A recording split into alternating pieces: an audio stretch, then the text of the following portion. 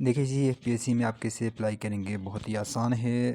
But इस दफ़ा उन्होंने थोड़ा क्राइटेरिया चेंज किया है, इसको समझना लाजमी है। सबसे पहले आप जाएंगे एफपीएससी की वेबसाइट, ऑफिशियल वेबसाइट पे आपने जाना है, उसको जो है आप चेक कर लें।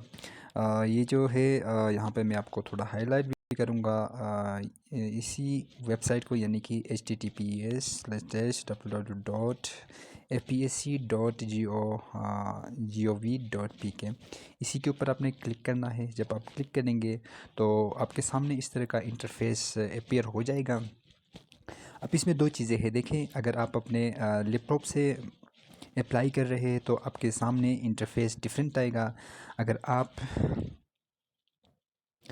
अगर आप मोबाइल से कर रहे हैं तो आपके इंटरफेस चेंज होगा। तो आप अपने मोबाइल की जो है ये थ्री डॉट्स है, इसी के ऊपर क्लिक करें और यहाँ पे जो डेस्कटॉप साइट है इसको आप चेक करेंगे तो आपका जो मोबाइल में भी जो है उसकी तरफ, कंप्यूटर की तरफ जो है आपके सामने इंटरफेस अपीयर हो जाएगा। तो एडवर्टाइजमेंट तो आपको पता ही होगा क्या आया है, इसमें क्या क्या पोस्ट आई है। ये चीज़ आपने बहुत ही इम्पोर्टेंट समझना है कि इस दफ़ा जो एफपीएससी ने जो रिक्वायरमेंट और जो प्रोसीजर अप्लाई करने के जो प्रोसीजर उन्होंने बताया है वो थोड़ा डिफरेंट है। इसमें स्पेशली जो है, पहले हम बिंग में जाके चलान जनरेट करने के बाद हम बिंग जाते थे, वहाँ के इसको फिल करने के बाद हम बिंग में फ़ी जमा करते थे। लेकिन अभी उन्होंने ऐसा नहीं किया। पहले हम 300 रुपये 16-17 के लिए जमा कराते थे, अभी उसको डबल करके 600 किया है। और अब हम ऑनलाइन करेंगे, तमाम चीज़ें ऑनलाइन करेंगे, बैंक जाने की ज़रूरत नहीं है। अगर आपके पास मोबाइल है, येस कैश, इजी पैसा या कोई भी बैंक अकाउंट है, उसी के ज़रिए हम कर सकते हैं। अब फॉर एग्ज़ाम्पल इसके बहुत सारे तरीके हैं, जैसे कि ऊपर ही यहाँ पे लिखा गया है कि अप्लाई नाउ, इसी के ऊपर हम क्लिक करेंगे तो इस तरह इंटरफेस हमारे सामने शो होगा। इसके बाद यहाँ पे सेकंड में जो है जनरल रिक्वायरमेंट के ऊपर हम जब क्लिक करेंगे तो हमारे सामने एक इंटरफेस शो होगा। जैसे कि मेरा नेट थोड़ा स्लो है, तो आपका जो अगर नेट फास्ट है तो इस हिसाब से आपके सामने अपेयर हो जाएगा। तो इसके बाद इस तरह का इंटरफेस आपके सामने आ जाएगा। आप करेंगे यहाँ पे अप्लाई नाउ के ऊपर।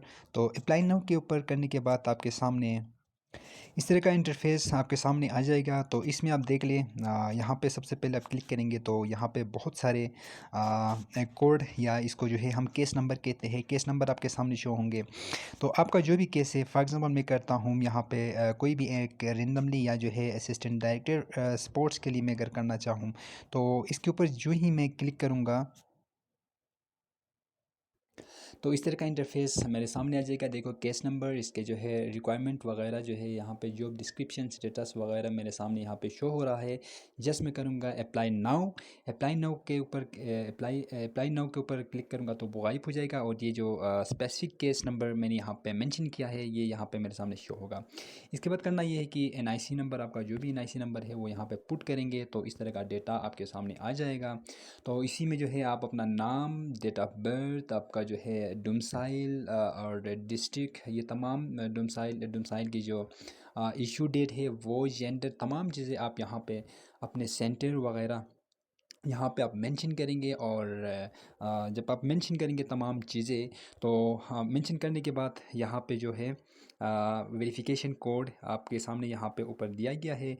इसको आप इंटर करने के बाद जनरल PSID एंड चालान, इसके ऊपर जब आप क्लिक करेंगे तो आपके सामने एक चालान जनरेट होगा। और चालान में क्या होगा, PSID जो एक जनरेटेड, जिस तरह हम बैंक में जाके अगर किसी को ट्रांसफ़र करना हो तो इसके अकाउंट नंबर या इसके नंबर पे हम पैसे सेंड करते हैं, तो इसी तरह का एक चालान नंबर जिसमें एक कोड आएगा, वो हमने क्या करना है, उसी के ऊपर हमने फिर नेक्स्ट में उसी के ऊपर जो है हमने ऑनलाइन पे करनी है।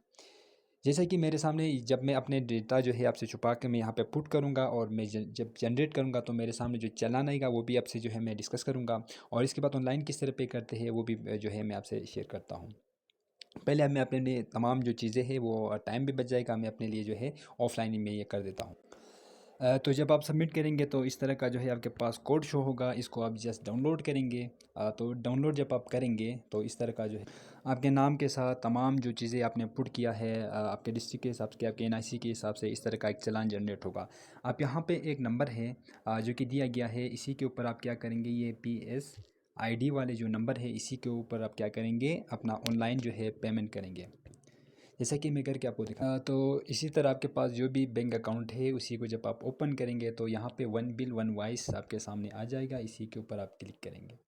ठीक है, इसके बाद जो भी आपका यहाँ पे कंज्यूमर नंबर आपको जनरेट हुआ था वो यहाँ पे आप पुट करेंगे। अच्छा, पेमेंट के बाद आप क्या करेंगे, दोबारा अपने केस और अपने CNIC नंबर जब आप सबमिट करेंगे तो आपके सामने जो है इस तरह का इंटरफेस शो होगा। तो ऐसा जो है दोबारा से आपके सामने शो होगा। इसको आप क्या करेंगे, यहाँ पे जो कैची दिया गया है इसको आप लेके जाएंगे स्टेप 2 में।